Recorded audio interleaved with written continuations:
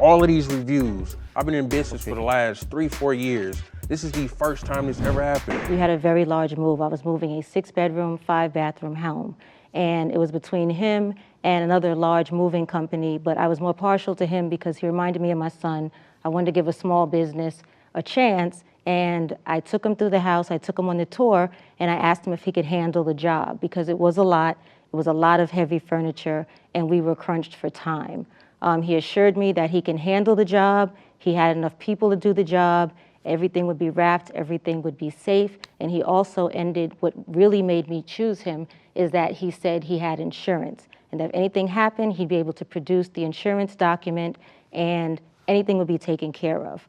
He told me his trucks weren't available at the time, and so I rented two 26-foot U-Haul trucks. So his drivers and him met me that evening. We came to the home, we started packing up. After a few hours, he started wrapping up his guys. He told me it was getting late. He told me that I had to pay him in full, but that maybe if I looked on Craigslist, I can find somebody to continue to move. And I'm like, well, we agreed that you would do the move. I had to get out of the house by the next morning. So what ended up happening is, because it came so short notice, I didn't have none of my materials prepared. I had to come up with a crew short notice, had to come up with all the materials short notice. She had to provide the trucks herself because I couldn't do it because it was so short notice. After that, Okay, so you paid. we were left with numerous items, okay? I had to get out by the morning. My daughter had a flight to catch. I'm looking around, I'm asking him, how am I gonna get all this stuff out the house? I had to wind up paying another moving company, $600 and change, to help me pack the truck and to get all my stuff out of there. He was supposed to come help the next day. They did not come. When I looked in the truck and saw how they packed the truck, that's when I noticed all the damages. So this move took about a week. And my issue is a lot of things were destroyed, furniture was destroyed, important documents, my bachelor's degree, my mom's Quran. My mom is no longer with us. There were things in that truck that were irreplaceable. And the thing about it is, I contacted Jeremy. I was in constant communication with him. I have the text messages, I have all that. We were in constant communication. He even told me he was in the hospital with the flu. I was trying to give him home remedies. Like, I didn't have any anger towards him. I just wanted the move to be done, and I wanted it to be done correctly because I paid for it. Jeremy, what about it? And so then, once we go to the job, we get everything wrapped up as she wanted to. We actually end up staying there till we got there late that evening because we started at night. We got there around about 4 or 5 p.m., then leave to about 2, 3 o'clock in the morning. So once we got the trucks loaded up, we got everything packed up, we finished the job, she paid me for it because of course it's done. When we did the unload, we didn't go directly to her new house. We had to stop somewhere else, make a detour for her friends, I don't know, wherever we stopped it at. We didn't go to her next house.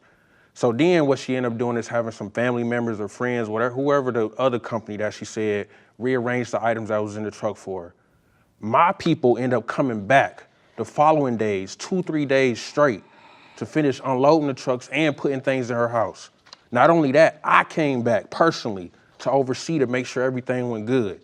I looked at everything was good. She had a few things mentioned. She did mention a few things that got messed up within the move, but then it was completely brushed off as like, all right, cool, don't worry about it. I just wanted to bring this to your attention. Next time you have a crew, just make sure that they don't do the same thing the next go round or anything like that. I said, cool. I just took it as a friendly suggestion. All right, so cool. Mind you, this was almost a year ago. Here I am now, almost a year later, getting into a dispute about something that I had no idea about. Mind you, I'm insured. I am insured. If you have the insurance through all of this, why wouldn't you just contact us and say, hey, here's the insurance, it's covered? Once we got everything done, it was just a simple conversation as, all right, cool. Like, all right, just as, like simple suggestions that she gave to my crew. Just make sure these certain things don't happen again, all this kind of stuff.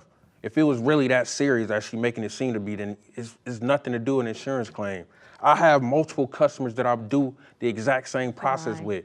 All of these reviews, I've been in business for the last 3-4 years. This is the first time this ever happened. And I know the process. This ain't nothing new. That's not true. So if it was that serious, I would have did that. I understand. when you say, hey, all of a sudden, I had to do this the next day or two or whatever, and we didn't yet have the materials, the appropriate response would have been, we can't do this then because I don't have the materials yet, and your furniture could get damaged.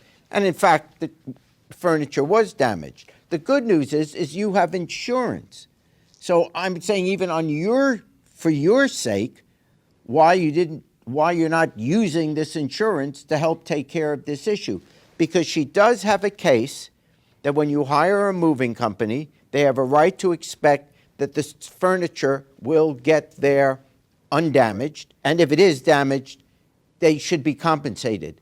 If the insurance company would do it, that's great. But otherwise, she's got to get it from you. That's the price of doing business. Because honestly, her property was damaged, and the receipts are here. And it's hard for me to come up with an argument to say to her, too bad, particularly when you have insurance. Okay. Actually, I mean, I feel for all of you. I understand the situation you're in, but I think really the answer ultimately would have been the insurance. But anyway, I have to fine for the plaintiff in her lawsuit for the sum of $5,000. Thank you. Thanks for watching. Now please approach the bench. The way I look at it, you have two options here. Option A, watch more Judge Jerry. Option B, watch more Jerry Springer. The choice is yours. Now get out of my courtroom. You have more clips to watch. And don't forget to subscribe.